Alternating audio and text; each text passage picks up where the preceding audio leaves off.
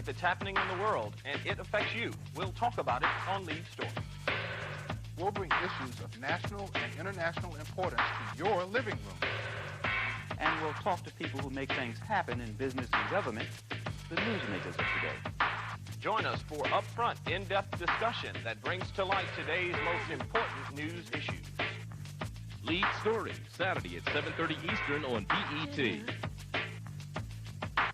People are talking. Listen, and you will hear questions and answers, facts and opinions, words spoken from the heart and mind.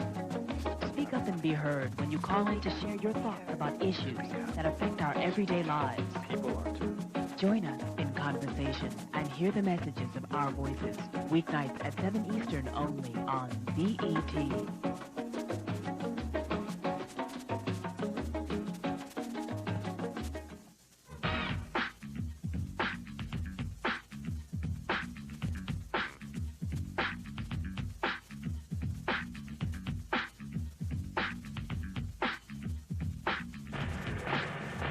Rap City in full effect. Weekdays at 4:30 Eastern, only on BET.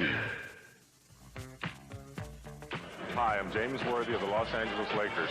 Catch the best of black college sports right here on BET.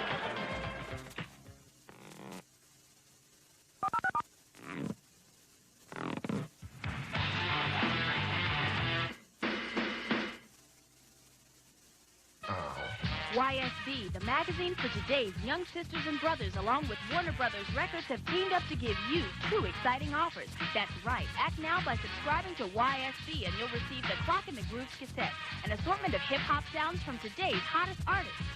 YSB, positive, upbeat, and hype.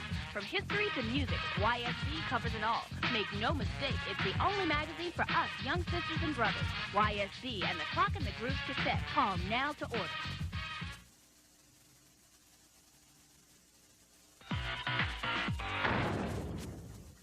In just a few minutes, we're going to be joined by Keith Sweat, but right now we want to take a look at Keith's latest #1, Keep It Coming, on Video Soul.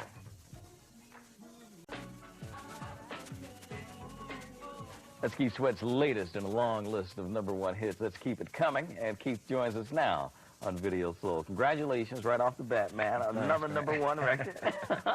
You don't seem to miss anymore, do you? I try not to. This is your 5th #1, right? Right. Starting with... I Wanna. Yeah, I Wanna. That was the first one. The first one. Yeah. Man, with this latest album, this being the first single from it, what do you see as the next #1? Well, Why Me Baby, which is coming off the album. That's the next single. With LL Cool J. LL Cool J, right. Well, how did that happen, man? I mean, Keith Sweat and LL Cool J. Well, actually, the song was written by me and Ted Rowley for Joski Love. Mm-hmm. Joski didn't do the song, so I asked L would he come in and do the song. I mean, I always liked the song because the song was originally written for Joski Love, but the song was sitting in the can. Mm-hmm. I asked L won't he come in and rap on it because I wanted to put it on a new album. He said, why not?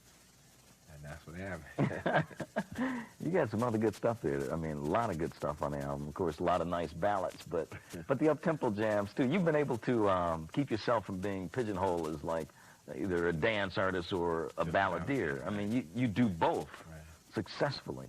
I've been, blessed.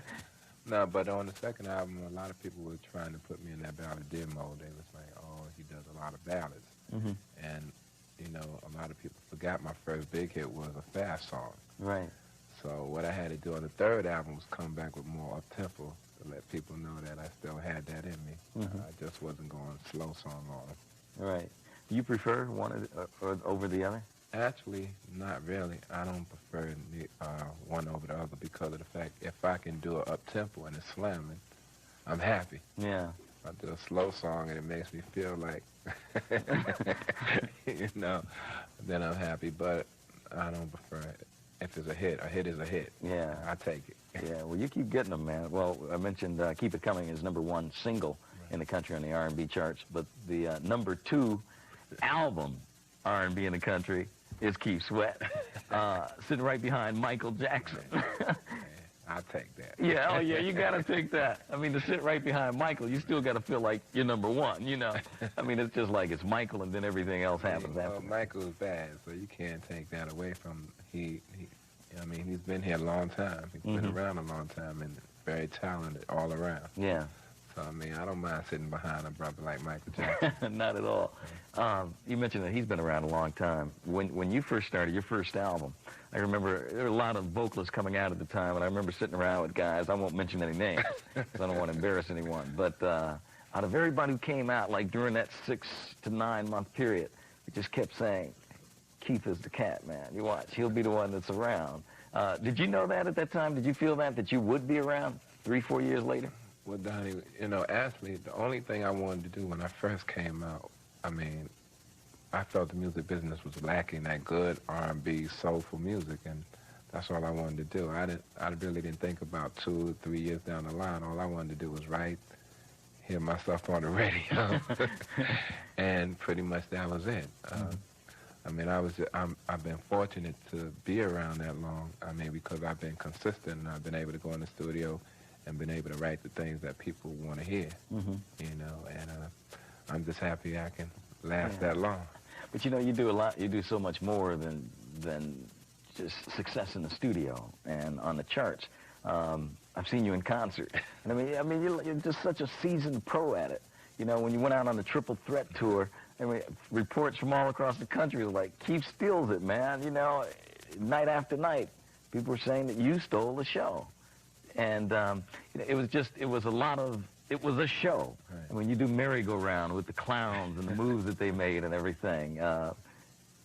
Well, I mean, the reason for that is when people go to a show, I mean, if you just stand up there and sing one song back to back to back, you know, I think it bores people. I mean, I would get bored by that.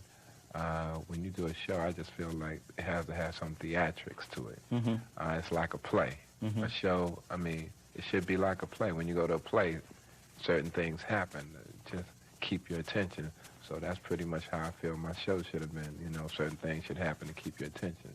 I mean, just focusing on one person through the whole course of the whole show, it's like, all right, what's next? No matter how good you sing, you need that. Right, definitely. Do you come up with the ideas for what you do on stage, or do you work with someone? Well, like on the Triple Threat tour, I came up with the clown routine and the wine routine going up and champagne with the young lady at the top of the table. So. Right, which got pretty sexy. So I've come up with a lot of ideas along with my manager, Hiram Hicks, who also manages BBD. Oh, okay. So, yeah, well, continued success to you, thanks, Keith. man. I tell you, man, I enjoy your music. I enjoy watching you on stage. You're a wonderful person. I wish you all the success in the world. Thanks. We wish you 5 more number ones from this album. All right. Okay. Well, thanks for coming in. All right. Appreciate it. All right. Keith Sweat, our guest today on video. So we're going to close out with a little clip, I'm told, from Keith Sweat performing live. So check this out.